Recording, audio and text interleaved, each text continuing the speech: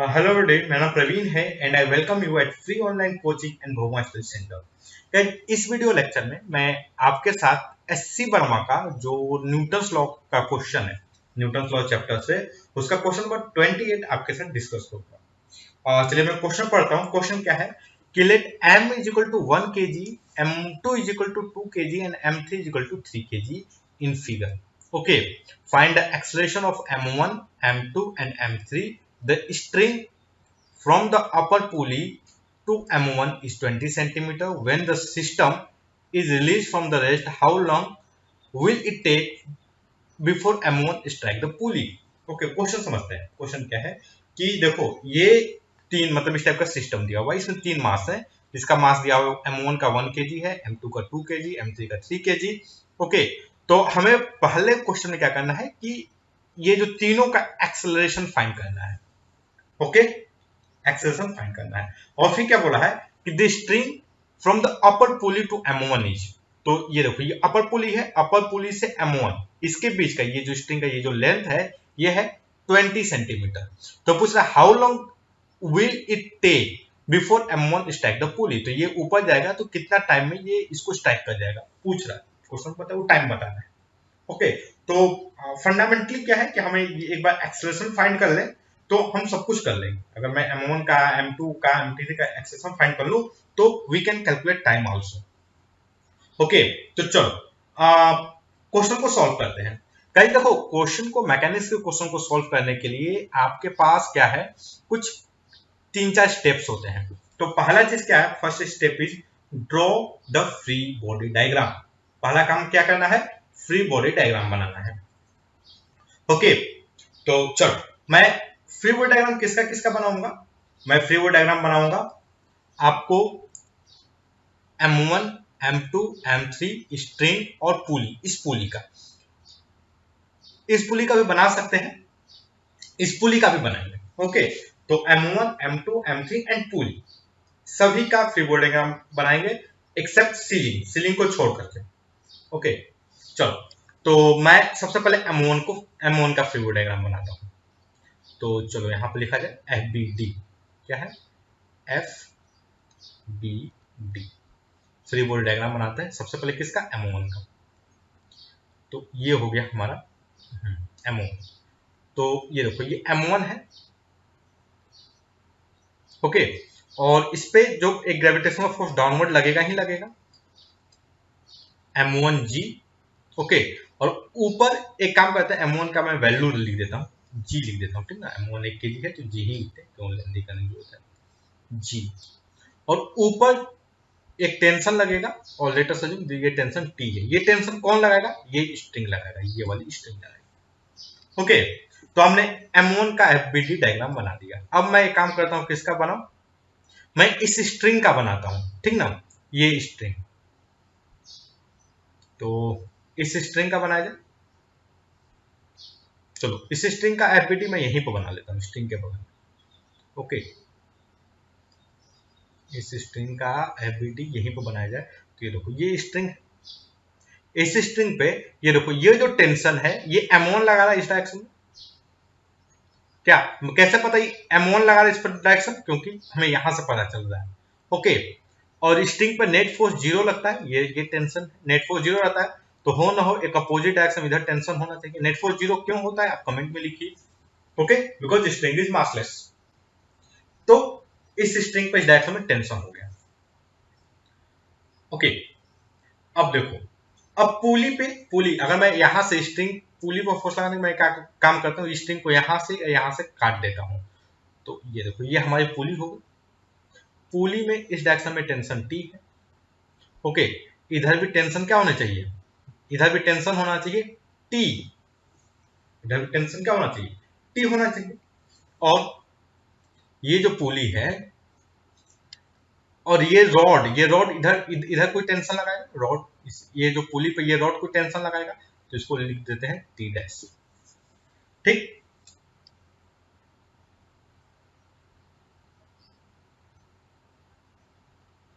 और ओके, एक चीज देखो, ये जो पुली है, पुली के दोनों साइड पर टेंशन जीरो होनी चाहिए। पुली के दोनों मतलब दोनों साइड पर टेंशन सेम होनी चाहिए। सेम इसलिए होनी चाहिए because pulley is the massless. Pulley क्या है? मासलेस है। और पुली मासलेस है इस वजह से ना तो ये रोटेट कर रोटेट कर सकता है, ना तो इस पर टॉर्क हो सकता है, ना ही फोर्स हो सकता है। ओके। और गाइस जब हम लोग रोटेशनल मोशन पढ़ेंगे ना तो डिस्कस करेंगे टॉर्क क्या है। ओके। लेकिन पुली पे जो नेट पुली के दोनों साइड मासलेस पुली के दोनों साइड पे फोर्स 0 होना चाहिए। ओके। मासलेस पुली के दोनों साइड पे फोर्स क्या होनी चाहिए? 0। ये ऐसे फोर्स 0 होनी चाहिए। तो अब देखो यहां पर टेंशन T है और मैं इस स्ट्रिंग के इस सेक्शन का मैं फ्री बॉडी डायग्राम बनाऊं, इस पार्ट का। चलो इस पार्ट का मैं फ्री बॉडी डायग्राम बनाऊं, इस पार्ट का मैं यहां पर फ्री बॉडी डायग्राम बनाता हूं। तो इधर इधर क्या लगेगा? Tension T।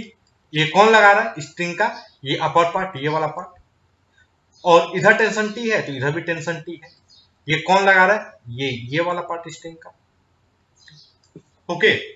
अब मैं क्या करता हूं, अब मैं इस पुली का फ्री बॉडी डायग्राम बनाता हूं। ये जो पुली है उसका फ्री बॉडी डायग्राम बनाता हूं। ओके। चलो तो ये देखो ये पुली, इस पुली का फ्री बॉडी डायग्राम यहां बना दिया जाए। इस पुली का फ्री बॉडी डायग्राम। तो देखो इस पुली पर ऊपर क्या लग रहा है? Tension T। और देखो ये स्ट्रिंग, ये वाला स्ट्रिंग जो है इधर अगर टेंशन T डैश है, अगर इधर मैं मानू T डैश, तो इस वाले पार्ट में टेंशन क्या होनी चाहिए? T डैश होनी चाहिए। क्यों? क्यों जानना है? अगर जिनको पता है वो कमेंट में लिखें क्यों। जिनको नहीं पता वेट करें, जब हम रोटेशनल मोशन पढ़ेंगे then I will answer why.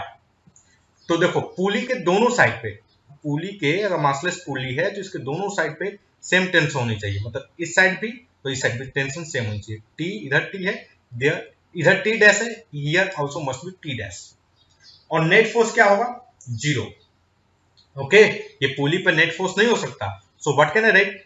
T is equal to 2T dash.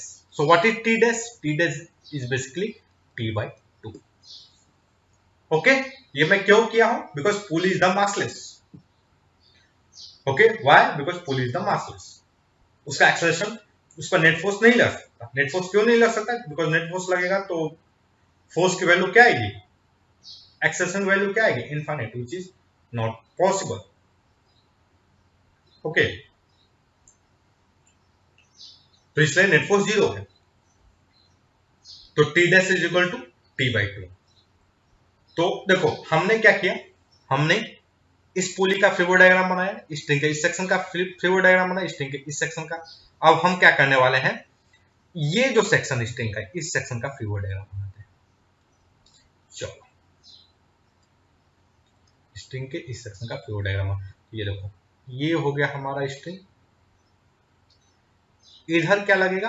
देखो इधर T डैश, ऊपर T डैश, क्या ऊपर इस साइड क्या? T dash.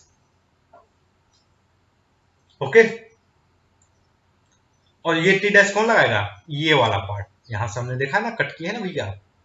और इधर T डैश तो इधर भी T dash, because net force on string should be 0, string is massless. Okay. Similarly चलो मैं इस पार्ट का बनाता हूं, स्ट्रिंग के इस पार्ट का। तो ये देखो ये स्ट्रिंग हो गई। तो देखो यहां पर T डैश था, मतलब ये इस डायरेक्शन में T डैश लग रहा था, तो यहां पर भी क्या होना चाहिए? T डैश होना चाहिए। और इधर क्या होना चाहिए? T dash. ओके। अब मैं क्या करता हूं, M1, M2 और M3 का, M1 का बना दिया, M2 और M3 का बनाते हैं। तो ये देखो ये हो गया M2। M2 का मास कितना है? 2 kg, तो 2g। ओके। नीचे की तरफ, ऊपर की तरफ क्या लगेगा? T dash. कौन लगाएगा स्ट्रिंग का? ये वाली स्ट्रिंग लगाएगी, ठीक ना। ये हो गया M2 का। M3 का, ये देखो ये M3 है, तो नीचे 3g, ऊपर T dash. Okay. So guys हमने क्या किया अभी तक, फ्री बॉडी डायग्राम जो है सारे के सारे सिस्टम का फ्री बॉडी डायग्राम बना लिया। ओके। हमने फ्री बॉडी डायग्राम, सभी का फ्री बॉडी डायग्राम बना लिया। अब क्या करते हैं, अब हम लिखते हैं, अब हम चलते हैं मोशन को एनालिसिस करने। ओके, और हम किसको एनालिसिस करने जाएंगे, मोशन को। चलो, तो मोशन को एनालिसिस करने के लिए हम लोग क्या करते हैं, थोड़ा सा मैं इसको ऊपर कर देता हूं। ओके, तो चलो एक चीज देखो, हमारा जो कैसा सिस्टम कैसा है, ये सीलिंग है। ओके, ये पुली है, इससे लटक रही है, पुली फिक्स्ड है, और यहां पर एक मास M1 है। इस पुली से यहाँ पे एक ऐसी पुली है, और ये जो मास है ये है M2, यहाँ पर ऐसे हैंग कर रहा है। Okay, this is M1, this is 2, और यहाँ पर एक ब्लॉक है जिसका मास है 3 kg का। ओके, चलो अब ओके, अब हमें क्या करना है, देखो हमने सबसे, देखो पहला स्टेप हमने क्या किया, फ्री बॉडी डायग्राम बनाना। We have made free body diagram.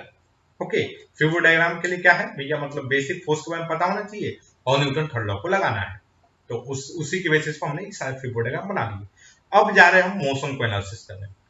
तो चलो इस पुली को पकड़ते हैं। सबसे पहले ये सिंपल दिख रहा है, तो ये जो ब्लॉक है ये ऊपर, लेट अस अज्यूम ये ऊपर मूव करेगा, ये ऊपर मूव करेगा। तो ये जो स्ट्रिंग है, ये स्ट्रिंग मतलब ये ब्लॉक कितना ऊपर गया, यहां मतलब ऊपर मान लो x ऊपर गया, ठीक ना, तो ये ब्लॉक कहीं यहां पर आ जाएगा।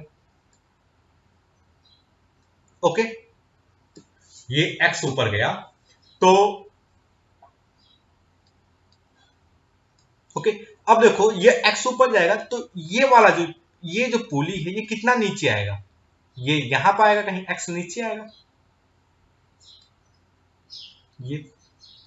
ओके, चलो नीचे वाले को मैं थोड़ा सा ब्लैक से दिखा। सो ये अगर x जाएगा तो ये जो इसका नया जो पुली है, ये वाली जो पुली है, इसका नया पोजीशन कुछ यहां पर होगा। ओके, और ये देखो ये जो M1 है ना, ये M1 और सॉरी ये M2 और ये जो 3 है, ये एज्यूम करते हैं कि ये जो है यहां से ऊपर आ गया, यहां पर आ गया इस जगह पे। ओके, इस जगह पे आ गया, तो इसका जो नया पोजीशन है ना, ये जो इसका न्यू पोजीशन है, ये कहीं यहां पर होगा। और ये कितना ऊपर मूव हुआ, ये मूव गया, ये y, लेट अस अज्यूम करते हैं ये जो लेंथ है ये y है, यहां से ये वाली लेंथ। ओके, तो देखो अभी हमारी जो नई स्ट्रिंग की जो लेंथ बचेगी, न्यू लेंथ, ये कहां से कहां तक बचेगी, ये वाली लेंथ बचेगी, दिस इज ये जो है हमारी नया लेंथ बचेगा, ये वाला portion, this is L1 dash. ये क्या है, new length, new length. Okay, L1 dash. Okay, similarly अब हम क्या, देखो अब हम क्या मानते हैं कि ये वाला जो है, ये वाला M3 जो है वो यहां पर आया, और उसने कितना डिस्प्लेस किया, तो ये डिस्प्लेसमेंट किया, और ये जो डिस्प्लेसमेंट है ये जूम करते हैं, ये Z है, ये वाला लेंथ, ठीक ना। और हमारा जो नया लेंथ होगा स्ट्रिंग का, वो बेसिकली ये होगा, इसको मानते हैं L2 डैश, इसको क्या मानते हैं, L2 डैश। ओके, और देखो जो जो हमारा इनिशियल जो लेंथ था ना स्ट्रिंग का, कुछ ये था, यहां से ये वाली लेंथ थी स्ट्रिंग की इनिशियल लेंथ, और ये थी L1 L2, ये क्या थी, L2। Okay, this is L2, ये वाली लेंथ यहां से लेकर के, ये यहां से लेकर के यहां तक की जो लेंथ थी L2 थी। ओके, चलो तो देखो हम ये जरूर देखो L2 जो क्या होगा, बेसिकली L2 अगर देखा जाए, L2 डैश, मैं अगर काम करते हैं थोड़ा सा ऊपर कर देते हैं इसको, ठीक ना, तो ये देखो L1 dash, L1 dash basically क्या होगा, अगर मैं इसको लिखूं L1 डैश इज, तो L1 डैश ये लेंथ रह गया है, ये वाला लेंथ क्या है, x है, ठीक ना। तो what can I write, L1 dash is equal to L1 minus x minus y। ये वाली लेंथ, ठीक ना। L1 ये लेंथ रही है, तो और ये यहां से यहां तक टोटल लेंथ क्या है, L1 है। So L1 dash is equal to L1 minus x minus y. Okay, और L2 डैश जो होगा बेसिकली क्या होगा, L2 dash is equal to, तो देखो L2 डैश ये वाली लेंथ है यहां से, ये वाली लेंथ है L2 डैश, तो L2 डैश जो होगा वो क्या होगा, L2 minus x plus Z, यही होगा। ओके ना, L1 dash plus L2 dash is equal to क्या होगा, L1 प्लस L2, तो I can write L1 minus x minus y plus L2 minus x plus z is equal to क्या हो जाएगा, L1 plus L2। Okay, सो आप what you will see, ये cut cut जाएगा और हमारे पास क्या रहेगा, वी है z minus 2x minus y is equal to 0। So what is the z, z is equal to 2x plus Y. Okay, ये क्या होगा, जेड, जेड क्या है, ये ब्लॉक नंबर 3 का डिस्प्लेसमेंट है, वाई, वाई जो है ये इस 2 kg का डिस्प्लेसमेंट है, और x जो है 1 kg का डिस्प्लेसमेंट है। ओके गाइस, चलो तो हमने अभी तक हमने क्या किया है, अब मैं थोड़ा सा इसको लिख लेता हूं अच्छे से। ओके, तो देखो अभी तक हमने क्या किया, हमने डिस्कस किया, हमने रिलेशन निकाला, ये जो तीनों कनेक्टेड ब्लॉक हैं उनके बीच में डिस्प्लेसमेंट का क्या रिलेशन होगा, और एक बार डिस्प्लेसमेंट का रिलेशन निकाल दिया तो बाकी जो सारे रिलेशन है, मतलब एक्सेलरेशन के वेलोसिटी का आसानी से निकल सकते हैं, और हमने फ्री बॉडी डायग्राम बना दी। अब किसका बारी है, अब बारी है कि जो लॉज हैं उनको लगाने के। ओके, तो लॉज क्या है, एक न्यूटन लॉ है, तो अभी इस क्वेश्चन को सोल्व करने के न्यूटन लॉ लगाना है। ओके, तो चलो मैं सबसे पहले किसके लिए, ये जो M3 है ना, जो ब्लॉक नंबर 3 है, इसके लिए मैं न्यूटन लॉ लगाता हूं। तो व्हाट कैन आई राइट, ये आ रहा है, ये जेड से नीचे आ रहा है, ए जेड से, ठीक ना, A3 इसको कर देते हैं, A3 से नीचे आ रहा है, व्हाट कैन आई राइट, तो देखो हमारे पास ये रिलेशन है कि Z is equal to 2x plus Y. Okay, 2x plus Y is equal to Z, मतलब I can write A3 is equal to 2A1 plus A2, ये एक्सेशन का relation आ जाएगा, टाइम के साथ डिफरेंशिएट करते हैं दो बार। ओके, तो देखो व्हाट कैन आई राइट कि mg नहीं 3g minus T by two.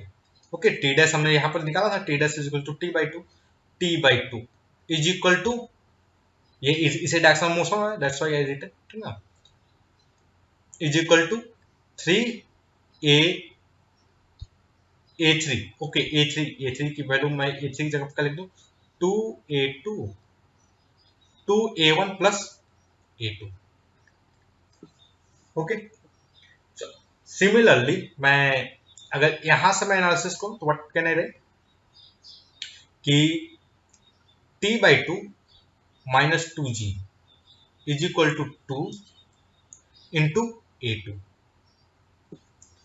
Okay, और इस ब्लॉक के लिए ये जो है इसके लिए अगर लिखा जाए तो व्हाट कैन आई राइट कि t minus g is equal to क्या हो जाएगा, A1। ओके,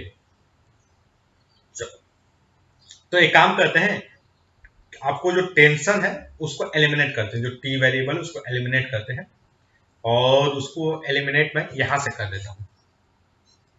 ओके, तो व्हाट आई गेट कि T minus 4g is equal to 4A2, और T minus G is equal to A1। Okay, so यहां पर हमारे पास क्या मिल जाएगा, अगर इन दोनों को सेपरेट कर दिया जाए तो -3g is equal to 4A2 minus A। Okay, -3g is equal to 4a2 minus a1। अब एक काम करते हैं, अब सिमिलरली इन दोनों को एक बार सॉल्व करके रिलेशन निकाल लेते हैं इन दोनों का। आई होप कि आप बहुत आसानी से कर लोगे। तो इन दोनों को अगर सॉल्व करेंगे तो मेरे पास क्या मिलेगा, g is equal to 6a1 plus 3a2।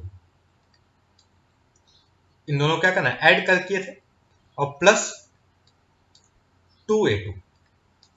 Okay, तो हमारे पास क्या हो जाएगा, इसको अगर फर्दर सॉल्व कर दें तो I will get g is equal to 6a1 plus 5a2।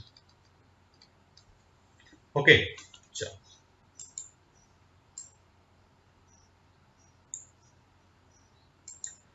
तो हमारे पास ये दो रिलेशन हो गए, ये वाले और ये वाले।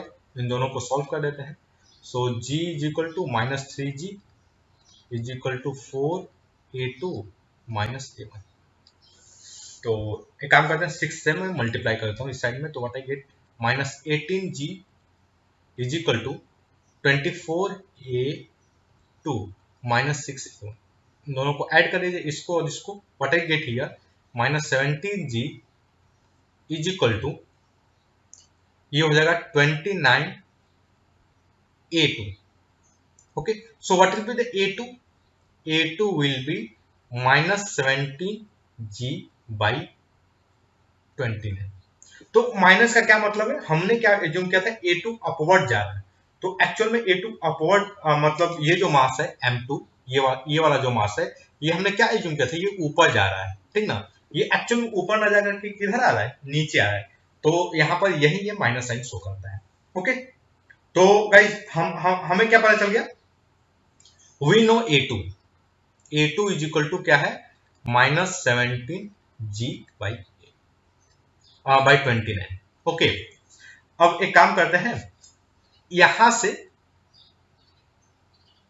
a1 को फाइंड कर लेते हैं।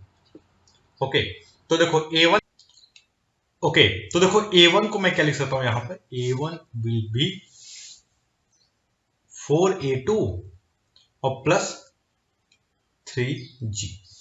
ओके, और 4a2 बेसिकली क्या हो जाएगा, that will be minus 68।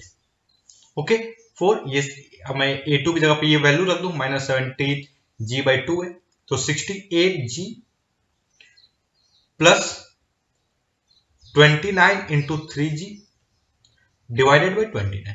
Okay guys, so अगर आप इसको सॉल्व करोगे तो ये देखो, ये 69, ये क्या हो जाएगा, ये बेसिकली हो जाएगा माइनस 68 और plus 29। Okay, 29 into 3, 29 into 3 that will be 787।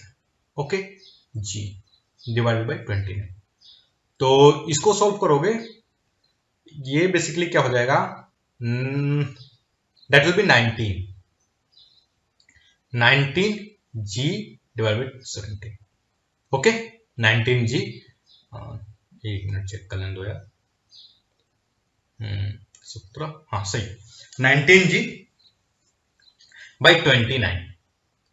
सो ये क्या होगा, this is the expression of a1। Okay, अब एक काम करते हैं, अब एक्सप्रेशन ऑफ किसका बताना हमें, a3 का। a3 का एक्सप्रेशन बताना है, तो हमने देखो यहां पर रिलेशन लिखा हुआ है, कुछ नहीं करने वाले भैया। 2a1 minus a2, 2a1 minus a2, तो दैट विल बी 9, क्या है 19 है ना, तो 38g बाई 29 और माइनस 17, ओके ये प्लस a2 होगा, माइनस 17g बाई 29। ओके, तो अगर मैं इन दोनों को सब्ट्रैक्ट करूं, what I get here, this will become, ये 1 हो जाएगा। ओके, 1 और दिस विल बी 2, तो 21g बाई 29 क्या होगा, ये expression of a3। So guys देखो, हमने ये तीनों एक्सप्रेशन को मैं थोड़ा सा नोट कर लूं। ओके, तीनों एक्सप्रेशन को मैं नोट करूं, और ये देखोगे ये क्या है, ये डाउनवर्ड होगा। ओके, तो चलो आओ, तो हम इस क्वेश्चन को ये देखते हैं क्या क्या एक्सप्रेशन आ रहा है। हाँ, तो देखो ये हमने क्या किया कि हमने एक्सेलरेशन इस जगह पे हमने एक्सेलरेशन कैलकुलेट किया, और a1 का जो एक्सेलरेशन आ रहा था, a1 का एक्सेलरेशन वो क्या आ रहा था, वो आ रहा था हमारा 90 g by 29। This is the acceleration of a1। Similarly हमारा a2 का जो एक्सेलरेशन आ रहा था वो आ रहा था -17 g by 29, और a3 का जो एक्सेलरेशन आ रहा था वो आ रहा था 21 g by 29। एक बार चेक कर लेते हैं हमारे डाटा को। ओके, 19 - 17 21, तो a2 ठीक है, a1 19, ओके, a3 20। तो ये हो गया हमारा रिलेशन a1 a2 a3। अब देखो, अब क्या पूछ रहा है कि एक काम करो, ये बताओ कि 20 सेकेंड है ना, ये 20 सेंटीमीटर है, इसको स्ट्राइक करने में ये वाला जो पार्ट है M1 को, मतलब इस पुली को ऐसे यहाँ पर पहुंचने में कितना टाइम लगेगा। ओके, तो चलो, हमें एक्सेलेरेशन पता हो गया। देखो ये क्या हो गया एक्सेलेरेशन, तो 0.2 इज इक्वल टू क्या होगा, हाफ at स्क्वायर। ओके, तो what will be t will basically 0.4 by a under root. तो ये अगर मैं इसको रख दूं, तो ये अगर मैं इसको सॉल्व करूं, what I get here, t is equal to 0.4 into 29 और डिवाइडेड बाई 19 इंटू जी की वैल्यू 10 ले लेते हैं। ओके, तो इसको सॉल्व करूं, what the time I get, so अगर आप इसको सॉल्व करोगे you will get approximately 0.247 second.